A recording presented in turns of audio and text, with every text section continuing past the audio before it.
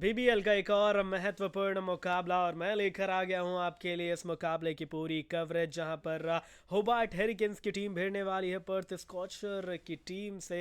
और इस मुकाबले की सारी डिटेल में करेंगे चर्चा, हर एक खिलाड़ी की रीसेंट फॉर्म के बारे में करेंगे चर्चा। लेकिन उससे पहले रिक्वेस्ट आपसे कि वीडियो को कर लीजिए लाइक और चैनल को अवश्य कर लीजिए सब्सक्राइब, ताकि आगे भी जो अलग अलग टूर्नामेंट्स हम आपके लिए कवर करते हैं। देखिए बीबीएल अभी मैं लेकर आया हूँ इसी चैनल पे, अगर अभी आप विजिट करते हो तो आपको IL T20 का भी मुकाबला दिख जाएगा, आपको SC T20 का भी मुकाबला दिख जाएगा। तो फिर बहुत सारे अलग अलग फ्रेंचाइज क्रिकेट आपके लिए कवर करते हैं और डिटेल में एनालिसिस करते हैं। तो आई होप कि आप चैनल को सब्सक्राइब अवश्य करेंगे, तो ज़रूर कर लीजिए चैनल को सब्सक्राइब। साथ ही हमारे टेलीग्राम पे भी आप जुड़ सकते हैं, जिसका लिंक इसी वीडियो के डिस्क्रिप्शन एंड इसी वीडियो के कमेंट सेक्शन में आपको मिल जाएगा। वेल आते हैं अब वापस इस मुकाबले पे और चर्चा करते हैं, थोड़ा सा डिस्क्राइब करते हैं इस मुकाबले के बारे में। सबसे पहले तो होबार्ट और पर्थ स्कॉचर की टीम की अगर हम बात करें तो इनके रीसेंट फॉर्म को देखिए। होबार्ट की टीम 5 मैचेस खेली है, 4 में इनको जीत मिली है और आप कह सकते हो कि ठीक ठाक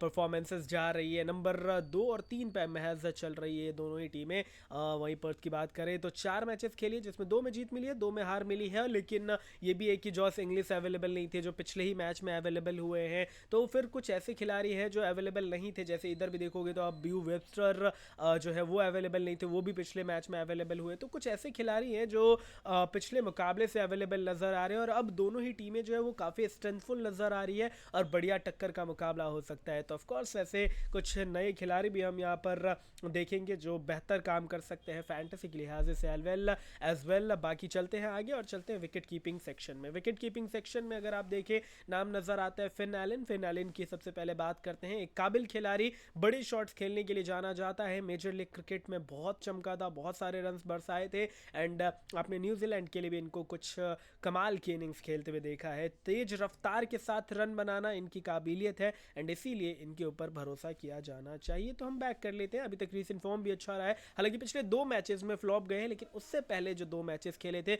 उसमें धागे खोलते हुए नजर आए हैं। एक 79 की भी नॉक इनके बल्ले से आई है, तो ऑफकोर्स इनको यहाँ पर आप बैक करना चाहोगे, काबिलियत है। वेल बेन मैकडर्मट, अब देखिए मैकडर्मट का किस्सा ये है कि इनकी बैटिंग ऑर्डर कभी भी फिक्स नहीं रह पाती है। ये वैसे शुरुआत में 3 पे खेल रहे थे, अब थोड़ा सा और पीछे खिसक गए हैं, 4 पे आ गए हैं। तो इनकी बैटिंग ऑर्डर सफल होती रहती है, तो इसलिए बहुत ज़्यादा कॉन्फिडेंस नहीं देकर जाते मुझे पर्सनली। बट ओवरऑल अगर इनके काबिलियत की बात करें, he is a very very good batter. But at the same time चूंकि अब जॉस इंग्लिश अवेलेबल है, चूंकि पिछले मुकाबले में वो खेला था, 9 बॉल में 13 रन बनाया था, हालांकि बैट से नहीं चला सॉरी, बट क्या हो गया अगर बैट से नहीं चला, लेकिन काबिलियत उसके पास है, अगले मैच में चल जाएगा, यानी कि इस मैच में चल जाएगा। तो जॉस इंग्लिश को बैक कर लेते हैं। सिलेक्शन परसेंटेज महज 33% है, बट काबिलियत इस खिलाड़ी के पास कहीं ज़्यादा, और इस खिलाड़ी में यहाँ पर वो एबिलिटी है कि वो सिंगल हैंडेडली मुकाबले निकाल कर दे सकता है। तो जॉस इंग्लिश को मैं बैक करना चाहूँगा।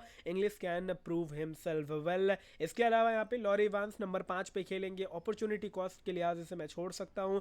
मैथ्यू वेड अभी के लिए होल्ड पे रखते हैं, he is also a very good batter, but वही बात है कि डाउन दी ऑर्डर खेलते हैं तो ज़्यादा मैं तवज्जो नहीं दे सकता। बेन मैकडर्मट पे नज़र मेरी रहेगी, लेकिन बाद में करेंगे उस पर डिस्कस एक बार टीम कॉम्बिनेशन को देख के। तो अभी तक विकेट कीपर में 2 खिलाड़ी चुनना है, ठीक है, आपको बता दिया मैंने 2 खिलाड़ियों में। सबसे पहले तो फिन एलन, बिकॉज उसका रीसेंट फॉर्म अच्छा है, एंड आप चुन लेना यहाँ पर जॉस इंग्लिश, क्योंकि जॉस इंग्लिश का क्या है कि भाई ताबड़तोड़ बल्लेबाज है, तगड़ा प्लेयर है। नो डाउट कि एक मैच फ्लॉप गया है, लेकिन वही बात है कि अभी तक खेल भी नहीं रहा था, तो उस कारण से भी यहाँ पर लोग इन पे फोकस नहीं कर रहे, बट अच्छा करेगा काम। आते हैं बल्लेबाजी में। बैटिंग में अब देखो निखिल चौधरी सबसे ज़्यादा लोग इसको बैक करके चल रहे, बिकॉज इस टूर्नामेंट में अच्छा किया है। क्यों अच्छा किया है? क्योंकि ओपन कर रहा था शुरुआती दौर में कुछ मैचेस ओपन किया, कुछ अच्छी पारियां भी आई, फिर अभी खिसक के नंबर 5 पे आ गया। तो अगर आप छोड़ना चाहें तो अच्छा रिस्क है भाई, अच्छा रिस्क है अगर इसको आप नहीं लें अगर टीम में तो। लेकिन अभी के लिए मैं होल्ड पे रख रहा हूँ, लेना ही नहीं लेना है बाद में बात करते हैं। एस्टन टर्नर अभी तक फ्लॉप चल रहे थे, लेकिन पिछले मैच में 99 नॉट आउट। भाई रीसेंट फॉर्म अगर ऐसा हो कि 99 रन आपने जड़ दिए हैं, तो ऑफकोर्स आपको यहाँ पर जो है थोड़ा सा वो तवज्जो मिलता है और इसीलिए सिलेक्शन परसेंटेज आप इनका बेहतर देख रहे हैं। But at the same time मैं बैक करूँगा मिच मार्स को, जो आउट ऑफ फॉर्म चल रहे हैं, सिलेक्शन परसेंटेज 53, क्योंकि इस टूर्नामेंट में इस सीज़न ज़्यादा कुछ खास किया नहीं है, बट काबिल खिलाड़ी है। जैसा कि मैंने आपको बताया कि कुछ खिलाड़ियों के ना टैलेंट पे भी बैक करना चाहिए, तो इसीलिए आप बैक कर लेना यहाँ पर मिच मार्स को, क्योंकि टैलेंटेड प्लेयर है, वापस फॉर्म में आने वाला है बेहद जल्द और बढ़िया काम करने वाला है। इसके अलावा वार्ड की बात करें, एक अच्छा यहाँ पर डिफरेंशियल पिक हो सकता है। वार्ड ओपन करता हुआ नजर आ रहा है आपको यहाँ पे होबार्ट के लिए, तो एक अच्छा डिफरेंशियल पिक हो सकता है। अगर आप यहाँ पर बैक करना चाहें तो इसको भी बैक किया जा सकता है। इसके अलावा जैक वेदरलैंड खेल ले रहे, मैकलेस्टर राइट एक बहुत काबिल खिलाड़ी है, इसको भी नहीं खिलाया जा रहा। पता नहीं क्यों इन टैलेंटेड प्लेयर्स को नहीं खिलाया जा रहा। वेल अभी के लिए यहाँ पर जो है मैं बल्लेबाज सिर्फ एक ही रख रहा हूँ। आपको पता है कि मैं थोड़ा संभल संभल के चल रहा हूँ। अब वापस आएंगे ज़रूर इन खिलाड़ियों में से यहाँ पर कुछ खिलाड़ी को चुनेंगे, लेकिन अभी तक जो 3 खिलाड़ी चुने, it's Jos English, Finn Allen and Mitch Mars, तीनों ही पर्थ की टीम से नजर आ रहा है आपको। ऑलराउंडर्स में आते हैं, कूपर कनॉली एक मस्ट हैव प्लेयर जो बहुत अच्छे फॉर्म से गुजर रहा है with bat and with ball as well. लगातार रन्स बना रहा है, लगातार परफॉर्मेंसेस दे रहा है यहाँ पर both with bat and ball, तो मुझे लगता है कि ये एक इंपॉर्टेंट पिक होगा और ऑफ कोर्स आपको बैक करना चाहिए। काबिल खिलाड़ी है एंड काबिलियत को परफॉर्मेंस में भी तब्दील कर रहे हैं, तो रख लीजिए। साथ में बैक कीजिए यहाँ पर क्रिस जॉर्डन को, जो बढ़िया गेंदबाजी कर रहे हैं इस टूर्नामेंट में, लगातार डेथ में गेंदबाजी करते हैं and he is no mug with bat as well, क्योंकि भाई डाउन दी ऑर्डर आकर काबिलियत है इसके पास बड़े शॉट्स लगाना, तो अगर ज़रूरत पड़ी बल्ले के साथ तो ये यहाँ पे काम बल्ले के साथ भी कर सकता है। But he is a very good death bowler, तो ऑफकोर्स आप इनको रखना चाहेंगे। एरन हार्डी भी मैं बैक करना चाहूँगा। हालांकि अभी तक 4 पे खेल रहे थे, लेकिन पिछले मुकाबले में चूंकि जॉस इंग्लिश आ गए तो इनका बैटिंग ऑर्डर जो है शिफ्ट होकर नंबर 6 पे चला गया। बट पिछले मैच में भी 2 विकेट लिया था बॉलिंग से, तो बैटिंग नहीं तो बॉलिंग, बॉलिंग नहीं तो बैटिंग, क्या पता दोनों कभी परफॉर्म कर जाएंगे, तो इस कारण से इनको बैक करना बनता है। And Eran Hardy is a player जो कि आपको बढ़िया डिलीवर करके दे सकता है। अब सिलेक्शन परसेंटेज हालांकि 76 है, लेकिन फिर भी यहाँ पर आपको काफी कम लग रहा है, क्योंकि 4 प्लेयर के बाद नजर आ रहे हैं। It's Mitch oven,